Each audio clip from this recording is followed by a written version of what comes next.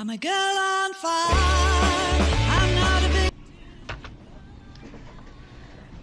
Lynette Oxley here for Tac Shack Tactical TV and GOSA Girls on Fire NPC. GOSA Girls on Fire recently strongly condemned the trend by the Central Firearm Registry refusing women's competency and license applications if they are wearing hijabs. In this program, we go into some details about what is happening in and around this subject. We talk in depth to Rishta Desai about her journey in applying for her firearm license and how she was treated with irritation, inconvenience, and may I even say contempt by the Central Firearm Registry. Maybe let's start with what a hijab is about. It is about modesty and privacy expressed by a Muslim woman through her clothes. So why did GOSA Girls on Fire get involved in this? I do not even wear a hijab myself. It is my and our responsibility to respect the rights of others with different beliefs. There is an inseparable link between the preservation of our own institutional rights and our responsibility to defend the rights of others. We also talked to Gun Owners South Africa's in-house counsel as well as Max Rosley, which has dealt with some of these cases right up to the appeal stage. In one of Rishta's discussions with the CFR, she mentions that it is a reasonable request for her not to wear a veil, as well as open her hijab to the hairline and open her shoulders as far as possible and as far as she feels comfortable with. Somewhere along the line, CFR became irritated and dismissive to her plight. So let us look at the worldwide norms around hijabs and passport photos. Probably the best reference that I can make is what do civil aviation authorities worldwide who deals with biometric information on passport photos do. According to them, the most important biometric information is your eyes and your mouth, not your hair. They look at the area of your face from the crown to the base of your chin and then from one ear to the other ear, and this should be visible on all photos.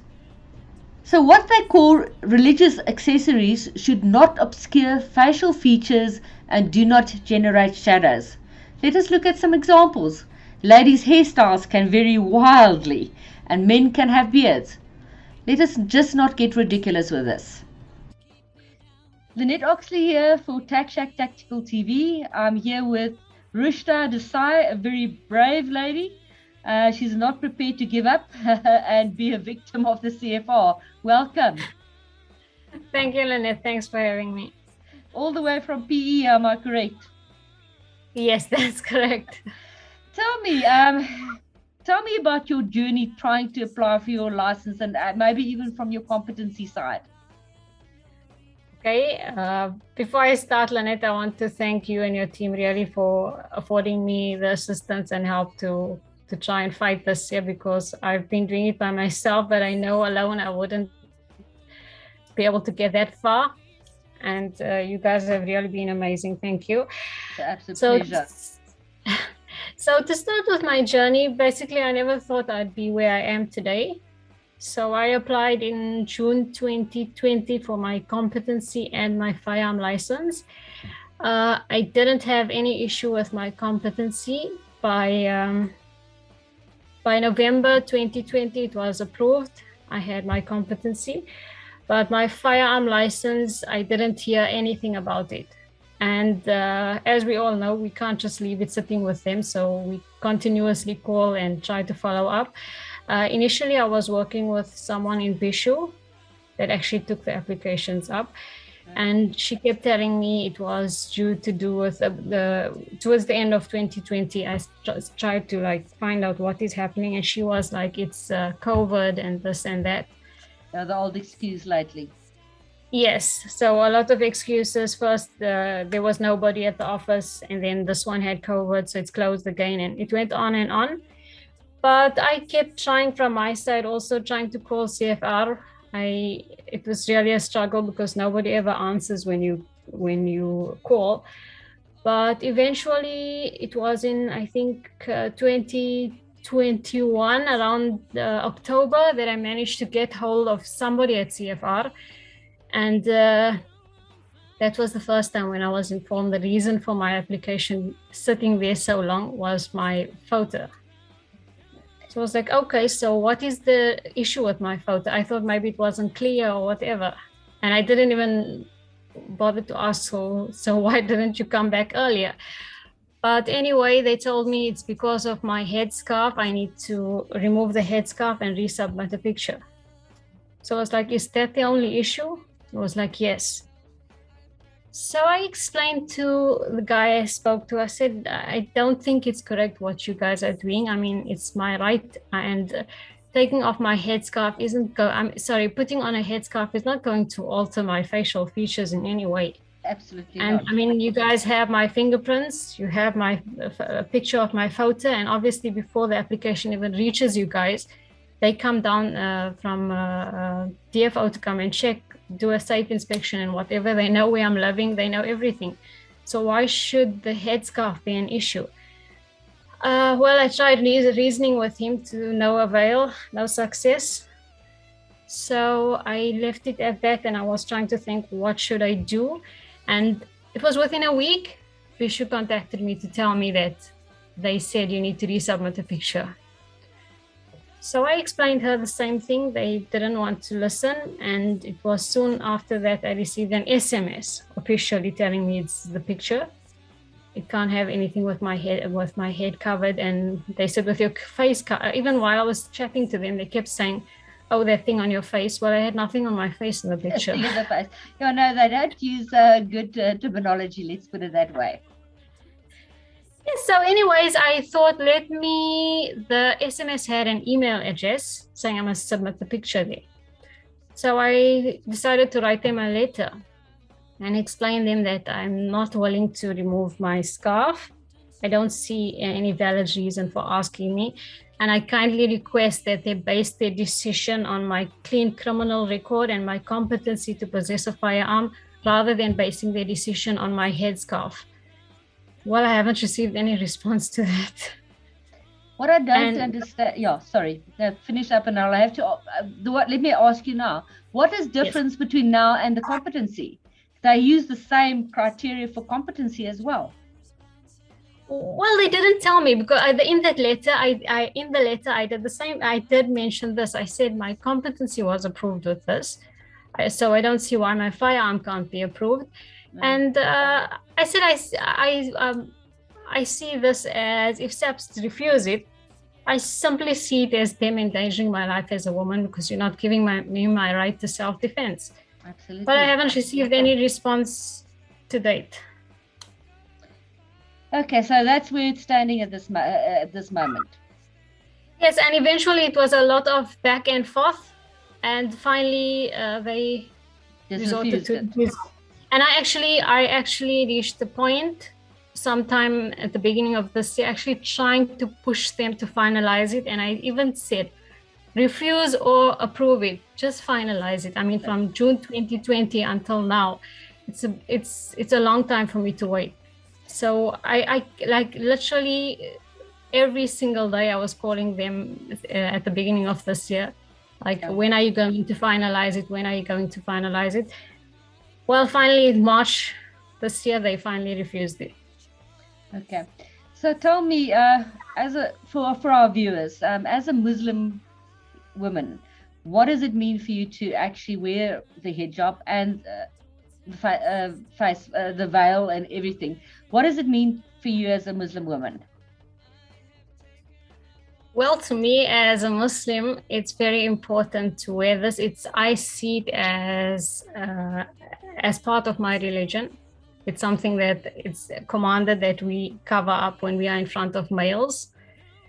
So to me, it's very, very important to me. It's like, it's one of the principles of my religion to cover up in front of males. So to me, it's very important, and it is important to me as my identity and my honor. It's my identity as a person. And moving away from religion itself, I don't see why women should be harassed with how they choose to identify themselves. Absolutely. So yes, here they are specific to me. They are specifically targeting a religious symbol, but I mean, in general, I don't see why should women have to fight to portray a particular identity. So to me, as a woman, it's very important. As a Muslim woman, the hijab is like one of the principles of Islam. So it's very important to me. And as you say, you don't want to be a victim. Our crime statistics in South Africa is terrible, and you don't need to because you have wearing a hijab that you can't defend yourself. It's just a ridiculous Exactly. situation. And I've actually talked about it because you actually do take the veil off, and you said that's a reasonable thing because if you have a look at biometrics, which I spoke about earlier in the introduction for this program, what biometrics look at is eyes, mouth, and then from the head here and to the sides of the face. That's what they need for biometrics for aviation security. So why are they making your life so difficult? Exactly. And if they're going to ask me for something that's reasonable and makes sense, obviously I'm not going to make an issue and say, no, Islam said you can't do this or you can't do that. Come on, I understand why you're asking me to remove this from my face. It's for identification, for security purposes, even though, I mean, the criminals I think they hold better weapons than us with all Some of the them, yes, absolutely. best semi-automatic weapons and the smartest weapons they without any identification. But I understand from the law point of view, this is, and I'm not going to make an issue for that. I've never taken it off in front of a male, but when it comes to the SAPs, when it comes to traveling, it's sensible. I understand their reasoning, so I'm not going to make an issue. But come on, my scarf, what does my hair got to do with my identification? It just doesn't make sense It to me. makes no sense. I've just talked about one of the ladies that one of the other girls on fire, Tsepi. Sometimes she's got long hair braids on, and sometimes she's got short hair with that's blonde or pink or purple or whatever. A guy can have a beard. It's Exactly. that makes a lot of more difference than anything else. Exactly. Than actually covering the hair. In any case, tell me, why do you feel so strongly that you're actually you're going to go, you're not going to take this lying down? Well, there are several reasons to why I feel that I don't want to give in. I just don't want to give in. I thought many times about the options available to me and how difficult they're making it. And I could have easily just walked away or chosen to give in and take my scarf off. But first of all, I believe it's my constitutional right, and I don't see why I should let that go by, considering the fact that SAPs are the ones that are supposed to be upholding and protecting our constitution. And here they are asking me to remove my headscarf. So SAPs are not above the law, and I don't see why they should be drafting regulations for pictures and firearm license that are against the constitution. And another reason is I see it, I believe, from a few other incidents that I've heard of. To me, it seems like it's an indirect and a passive way of disarming citizens. So they can't come to a point where they get a law to have a gun-free South Africa. So try to disarm them in a more passive way. Yeah. And I'm not willing to do that. I mean, if SAPs from their record, I mean, the statistics we get shows that they haven't really done a great job in protecting women and citizens in general. So I'm not willing to do that. And I think since I'm not the first one that has been going through this, I'd like to put an end to this, and I'd like CFR to come public and tell us exactly what are the regulations and where are you coming from with your regulations. Are you like admitting you are going against the constitution and you're fine? Are you saying you're above the law?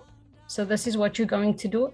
I mean, you need to come clear, and maybe hopefully my stance will prevent other women from having to go through the same thing. And maybe other women are not as strong as me. They would just give in or just accept being passively disarmed. Absolutely. Tell me, were you embarrassed at any time by this whole process, having to fight for your rights when you were speaking to the guys at CFR? Fortunately, I've never been embarrassed, and as a woman, we've had to fight more battles just for simply being women. So to me, it Absolutely. was no embarrassment. It was determination. And I didn't look at it only just as a Muslim thing. To me, it was like, okay, here's another woman's issue. And again, we're going to have to fight just simply for being women. Absolutely. That's what Girls on Fire is all about, is about empowering women. We don't need to sit in the background and let men do stuff for us. We can do it for ourselves. Exactly. We are way more capable. Sorry. Well, Rishta, thank you very much. Is there anything else that you would like to add at this stage? I just like to thank the team once again, Lynette, and I hope that other women that have faced the same issue would come forward, and maybe united we can make a bigger difference and put an end to this. And I mean, like, CFR has to come clear on their regulations and where they're coming from. I mean, every applicant can't be hassled like this, and they just have to come right and clean up. Well, you're very brave to stand up and be example for other women, and hopefully other women will follow in your footsteps. Thank you very much for speaking to me, and we'll be in touch, and hopefully when I'm in PE sometime we can meet up. Thank you so much, Lynette. I'd really like to meet you. Please do let me know when you guys are around here. It would be a pleasure to meet. Thank you very much, and have a good afternoon. Lynette Oxley here for Tax Shack Tactical TV. I'm here with Max Rosley. Welcome, Max. Thank you, Lynette, for having me on the show.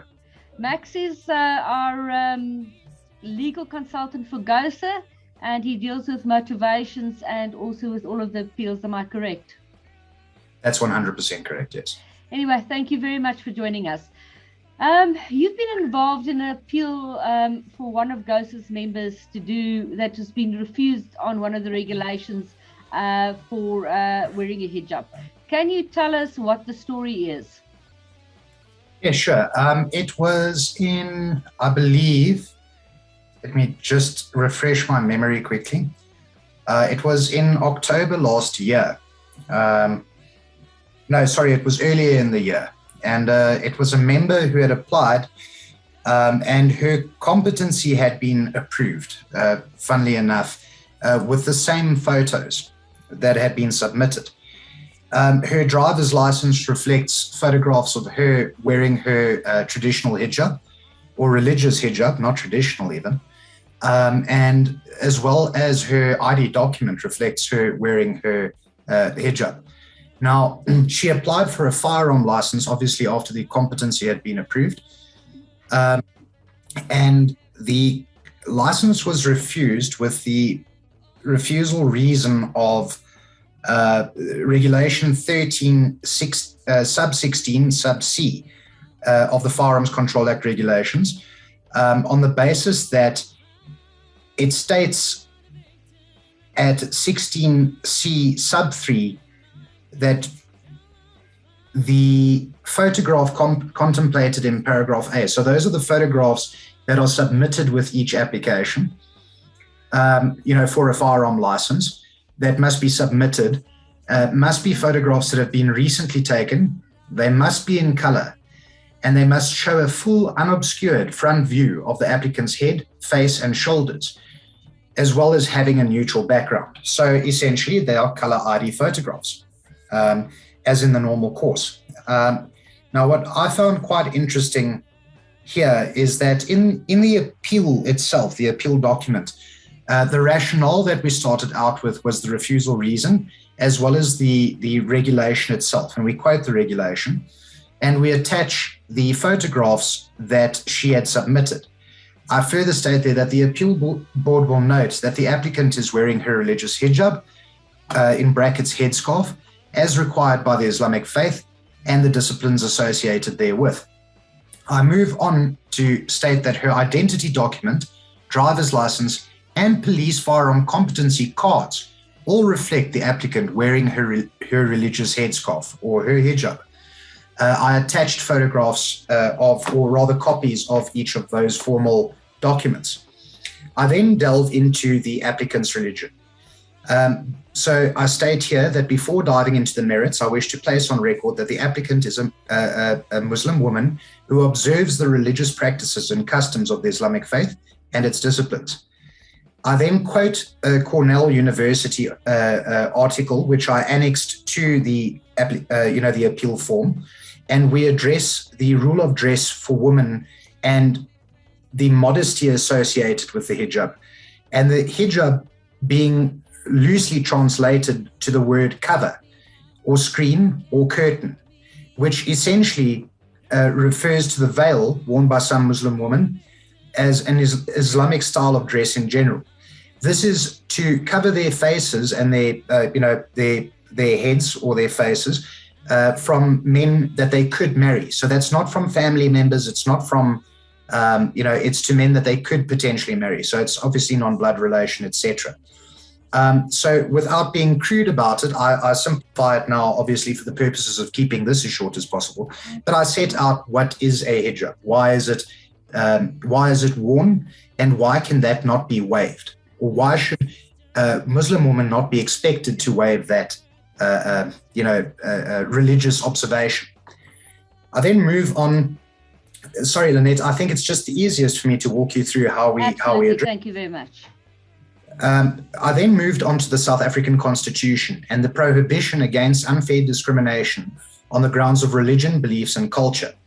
So I address Section 15 of the Constitution, and I quote it and highlight the necessary sections, which states that this section does not prevent legislation recognizing systems of personal and family law under any tradition or adhered to by persons professing a particular religion. And it also states at Section 15.1, this falls under our Bill of Rights, the freedom of religion, belief, and opinion. Everyone has the right to freedom of conscience, religion, thought, belief, and opinion. Most importantly here, obviously, being religion. Further, I then move on to Section 9. So we have Section 15, which is the right to freedom of religion. I then move on to Section 9, which is the equality clause in our Constitution. Section 9.3 specifically excludes or prohibits the state, under which the Central Firearms Registry is obviously an organ, from unfairly discriminating directly against any person on religious grounds, cultural grounds, and belief grounds. So essentially, Section 9.4 then further states unequivocally clearly that the national legislation must be enacted to prevent or prohibit unfair discrimination. So Sections 9 through to the Section 15 of the Constitution were annexed to the appeal. Not that anybody should be unfamiliar with their rights in the Constitution or under our Bill of Rights more particularly. I then address the limitation of the applicant's constitutional right to freedom of religion, belief, and culture. And I stated there that by refusing to grant the applicant's license on the grounds of the applicant's hijab, allegedly obscuring the applicant's head, face, and shoulders in the photograph, the applicant is being unfairly discriminated against for observing and practicing her religion, beliefs, and cultures as an Islamic woman in the Republic of South Africa. So please, to the listeners, do excuse me if it's the correct reference would have been Muslim woman, or I refer to as an Islamic woman here, but I think the terminology may be used interchangeably. Lynette, you'll just correct me at a later stage if I am. I'm not 100% sure. No. Yeah, so I state here further that the Department of Home Affairs issued an identity document with a hijab worn by the applicant in her photograph appearing on her identity document. The Department of Transport issued a driver's license to the applicant with a hijab by her. The Central Firearms Registry approved the applicant's application for competency to possess a handgun and issued a competency card with the hijab worn by the applicant in her photograph appearing on the competency card. That's what I don't understand. Yeah. And the refusal to issue a license due to the applicant's wearing of her religious and cultural Islamic hijab is not only unconstitutional, but an inconsistent approach to the administrative process and justice by the state and its organs. So I'm saying if we can do it for the competency and we can be respectful of the hijab in the competency card, why can't we do it in this instant? Absolutely. I then move on being fully cognizant of Section 36 of our Constitution, which is called the justifiable limitation clause, okay, or rather the limitation of rights or justifiable limitation of rights.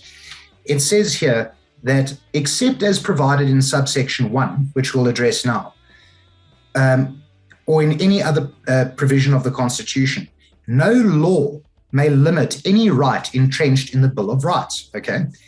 The only time that it may be limited, a right under the Bill of Rights may be limited, is if that, or there are certain factors which need to be taken into consideration. The first being the nature of the right, the second being the importance of the purpose of the limitation, the third being the nature and extent of the limitation, and the fourth being the relation between the limitation and its purpose, and the fifth being less restrictive means to achieve the purpose. So I state here that having regard to those factors, I state here that the registrar, in making its decision, has essentially refused to issue a license in terms of Section 13 for self-defense on the grounds that her hijab allegedly obscures her face, head, and or shoulders. The purpose of the photograph is one of the factors that we have to take into consideration. And here we address the fact that it is a form of document issued by the state for the purpose of clear identification of the document holder to further and readily ascertain whether the license or document holder is indeed the party whose further particulars and details appear on said document, okay? So Regulation 13 sub 16 sub C, which is now the pertinent regulation which we're addressing here, clearly calls for the face, head, and shoulders to be unobscured. Now, unobscured is obviously the main consideration here. What does that mean? All right, for the purpose of clear identification. And in my view, a card or the license card itself, just as with a competency card or a driver's license or an identity document, a card is only a prima facie, so a face value means of proof of licensing, and the addition of a photograph to the face of any card does not enhance the clear identification of any person holding a firearm license, as there's already an identity number, there's a full name, just as on any other legal document, let's say an ID or a driver's license or even her competency card. The importance of the photograph on a license card is, with respect, arguably unimportant, given the quick deterioration of the face of printed cards in general. Given our license cards, I mean, Lynette, you know yourself, the smudging, fading, low quality printing, poor printing, it's in my view, if I look at some of the photographs on some of my license cards. Absolutely, same here. No, 100%, and I must say that I look a bit different than I did, 8 years ago with my first license card was issued. So the nature and extent of the limitation on the applicant's photograph not being acceptable is unreasonable. I'm saying that intimating that the nature and extent of the limitation of her card not being acceptable is unreasonable, in that her identity card, in that her ID card, her driver's license, and her competency card were all printed and accepted by the different license and her firearm competencies cards regulatory bodies, okay, including the CFR competency section, who all accepted her photograph with her hijab as a valid photograph. All right. It is wholly unreasonable and unfair, and with respect, questionable as to how the hijab would be the determining factor in identifying the identity of the applicant. Nonetheless, Lynette, what it comes down to is that the legislation states that the head, face, and shoulders must be unobscured. But obscured, in my view, means that the purpose of that regulation needs to be taken into consideration. And the purpose of that regulation was obviously for clear identification purposes. That's the only reason it could be. 100%. And I raise a case called the MEC for Education, KwaZulu-Natal versus Pile. It was a 2008 judgment. The Constitutional Court focused on the consideration of the principle of reasonable accommodation by the state, saying that the state must take positive measures and possibly incur additional hardship or expense in order to allow all people to participate and enjoy all of their rights equally. So it was my humble submission that in allowing the applicant to retain her dignity in observing her religious beliefs, the state would, due to the myriad of other identification verification techniques when scrutinizing a license card, rich with other identifying information, that she not be prejudiced or suffer any form of hardship. Okay. I further state that the strict application of that regulation 1316 is in no way a promotion of a society which envisages the Constitution of the Republic of South Africa. And further, the applicant's photograph does not obscure her face, and her identity can be readily determined upon perusal or glance of the card, taking into consideration that the printed photograph or license card is tiny, or that rather the photograph on the license card is tiny and not very definitive in general. In the matter of the Department of Correctional Services versus Pop Crew, the Supreme Court of Appeal noted that discrimination on a listed grounds such as religion, culture, and gender is presumed to be unfair, and the infringing party must prove the contrary.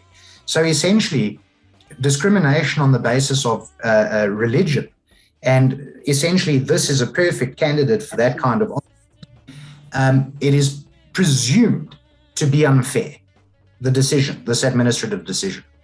And in the light of the above, it is arguable that the South African courts will expect the state to accommodate the headscarf or hijab. The centrality of the headscarf in the Islamic faith, and that it is generally considered a mandatory requirement in Islam, demonstrates the importance of the headscarf to Muslim females. So we essentially banged every single drum, whether it be constitutional, rational, we're essentially saying that, yes, the legislation says X, but our constitution, being the highest law of our country, says Y. And obviously, constitutional principles need to be taken into consideration before anything else. I further state that the applicant's face is not completely covered, so her face is not obscured in the photograph, and her distinguishing features for identification verification purposes are still clearly visible and do not defeat the purpose of Regulation 13, subsection 16, sub C. A fully covered face would, however, defeat the purposes of the Act in that the distinguishing facial features would be obscured. However, that is not the case in this instance. So the procedural confusion then came in. So we stated that the applicant had tried to engage with the Major General of Flash to no avail. The applicant further emailed the Presidency, Deputy Commissioner, and Police Minister on copy to try and acquire relief and assistance, again to no avail. The applicant applied for this license to possess a firearm in July 2020. Late in 2020, the applicant started to inquire about her application, was told that her application had not yet reached 120 working days and that she should be patient. The applicant, and this was when, that 120 working day thing was essentially unilaterally applied by the CFR. The applicant then inquired early in 2021 and was told by a certain colonel that her application will be looked at in due course. All right. So, this is already 6 months later. On 21 January 2021, that particular colonel phoned the member, stating that he had a problem with her application picture as she was wearing a headscarf. She tried to explain her religious beliefs to that colonel, as well as her religious responsibility in respect of the Quran and in observation thereof. The colonel advised the applicant that he would try and explain it to his supervisors. Later that evening, the applicant sent the colonel an email asking if the issue of her wearing a headscarf was resolved, to which she received no reply. Her application was moved to consideration a few days later and refused by a different colonel.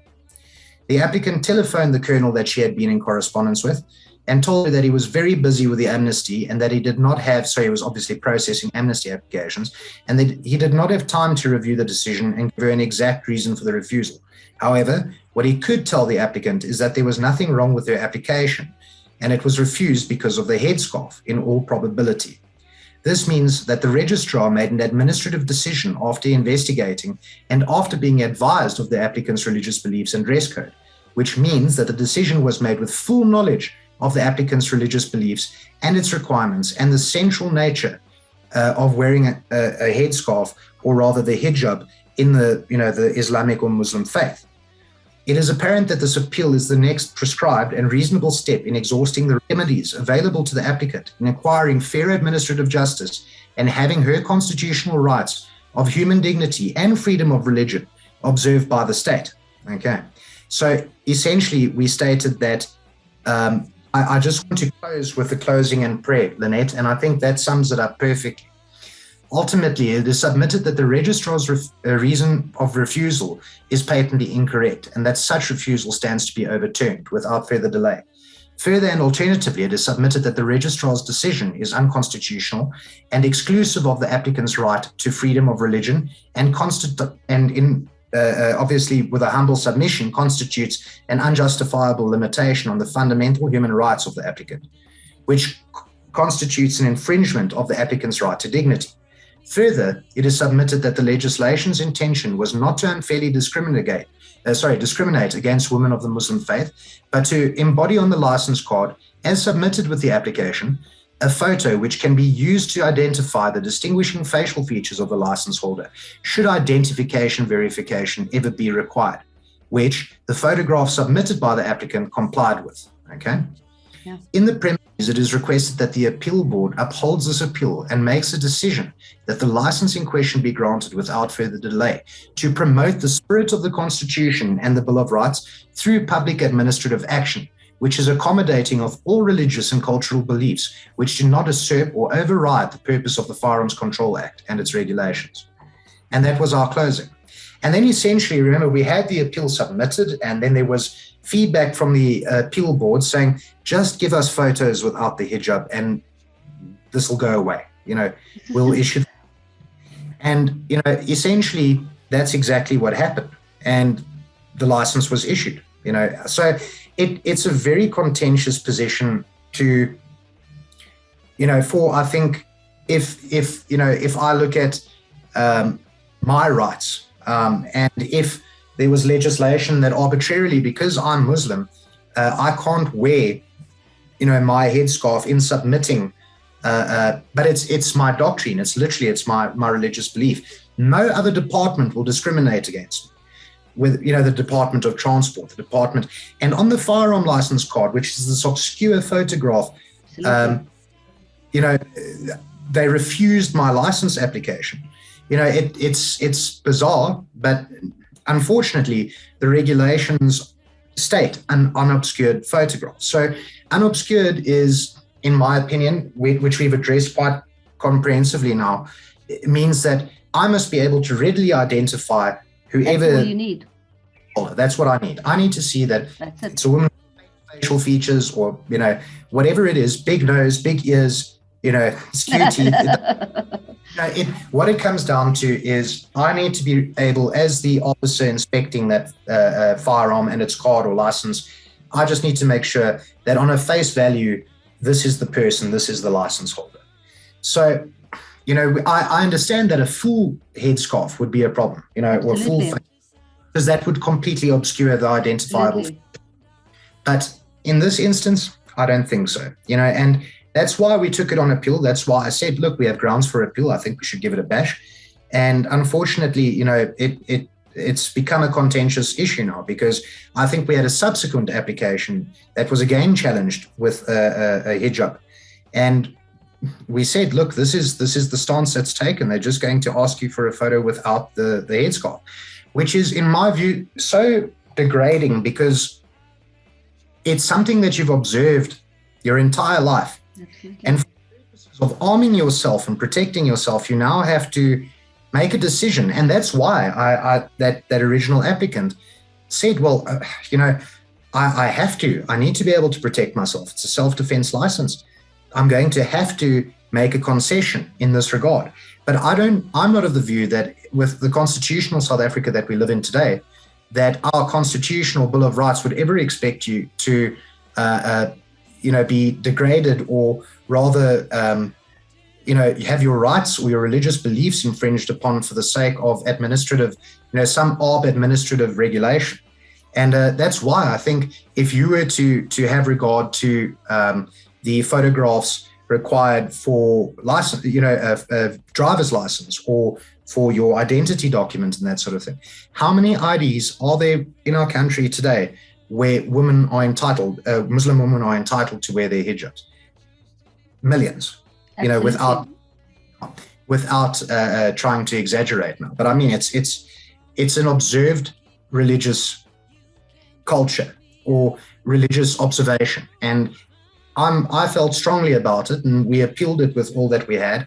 And obviously, it was this sort of, let's settle this on the side. We're not going to make a final decision because this is a constitutional issue.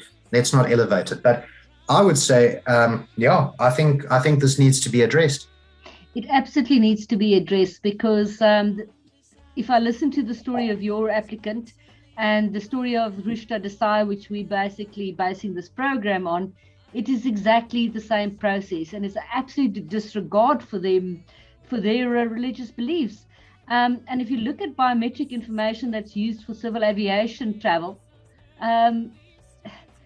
it is all right to actually have the face veil off, but obviously keep the head covered with the hijab.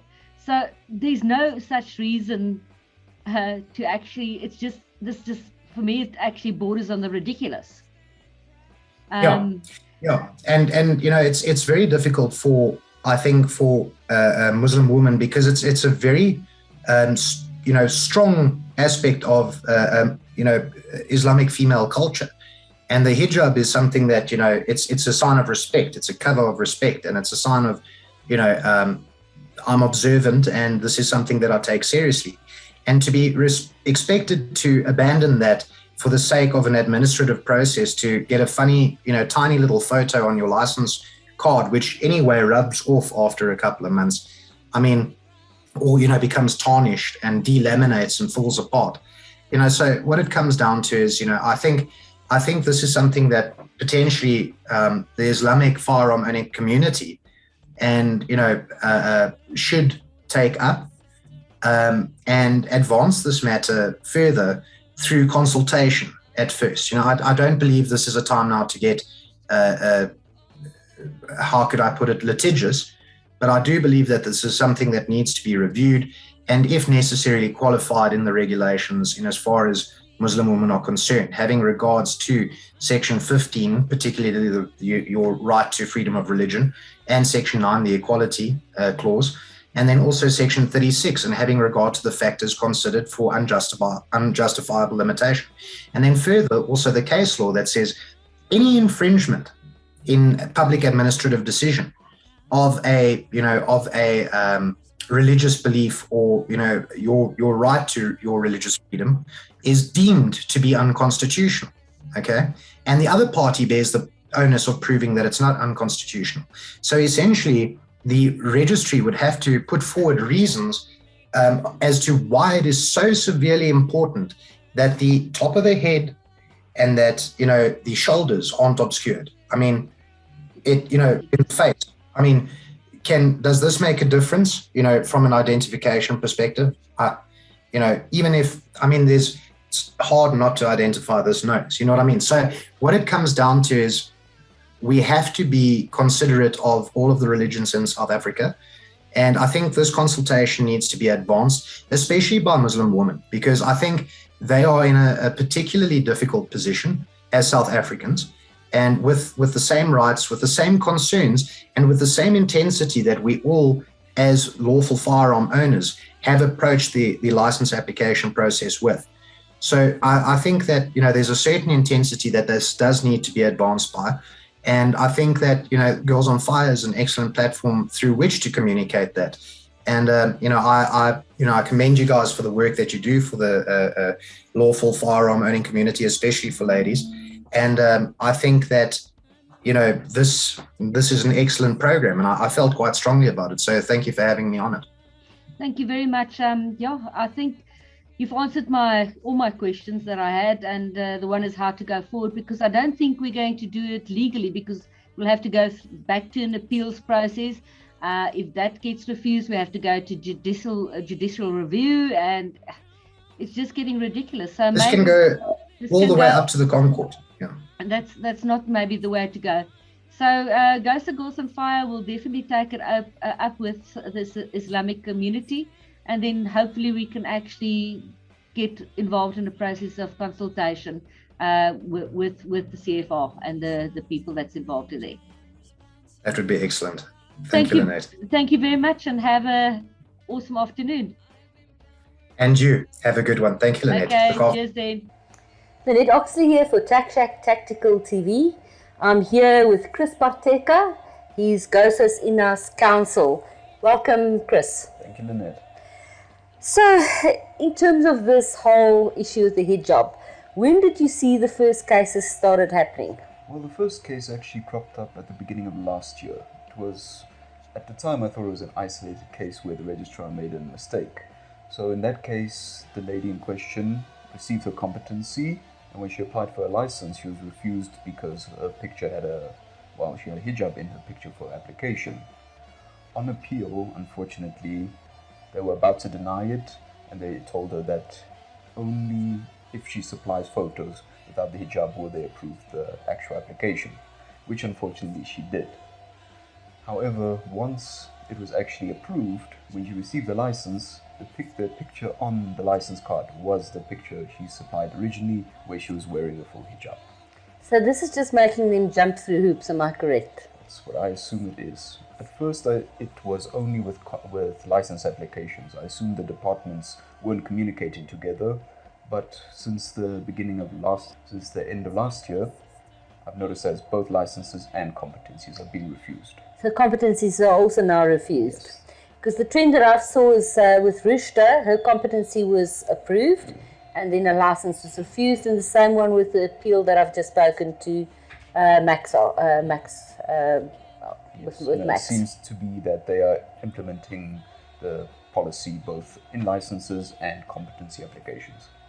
Okay, so that's also not good.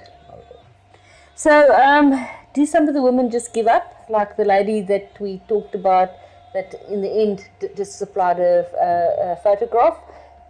The problem is the alternative is judicial review, and unfortunately it can become quite costly, and unfortunately it's beyond the means of many people, unless of course there are many applicants, which we can potentially have in a judicial review with a kind of class action, when multiple ladies in a similar situation, in a case like this, all join a class action and all try to get the review and to overturn this pretty much unconstitutional decision and policy of the CFR. We have actually talked about it. Is the CFR consistent with this? Do you think they are consistent? I think they have now become consistent. They are meeting together the different kernels of different sections, and they are pretty much imposing this rule for all application types. Okay, thank you very much. Hi, I'm Antoinette Gordon, one of the directors of GOSA Girls on Fire. Girls on Fire believes that refusals that are based purely on wearing a hijab in the firearm application photos undermines the right to equality. Women are allowed to wear hijabs in their ID and passport photos. These are internationally recognized and legal forms of identification. So why are firearm licenses held to a different standard? This is blatant, unfair discrimination against women and religion. We have never heard of women who have changed their hairstyle or men that grew beards being refused. GOSA Girls on Fire stands firm that all women must be treated fairly and with dignity. We will not stand idly by and let such insulting actions continue without consequence. Watinta bafazi, watinta mbogoto. You strike the woman, you strike the rock.